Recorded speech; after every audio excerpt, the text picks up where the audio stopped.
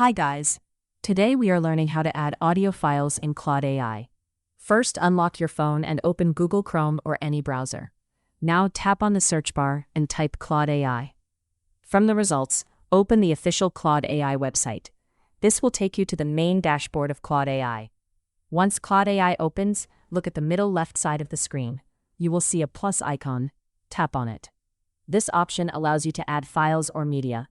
Here you can upload different types of content. After clicking the plus icon, different options will appear. Now tap on Add Files and Photos option. This is where you can choose files from your device. It helps you upload content directly into Claude AI. Now a file selection screen will open on your phone. Tap on Choose Files to browse your storage. Here you can select any document, image, or audio file.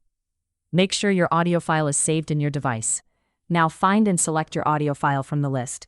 If you are testing, you can also select a sample file. Once selected, tap on Open at the top right corner. This will upload your audio file into Claude AI. After uploading the file, go to the chat section. Now type what you want, like transcribe this audio. Then tap the send arrow in the middle right side. Claude AI will process your audio and give you results. And that's how you can easily add audio files in Claude AI step by step.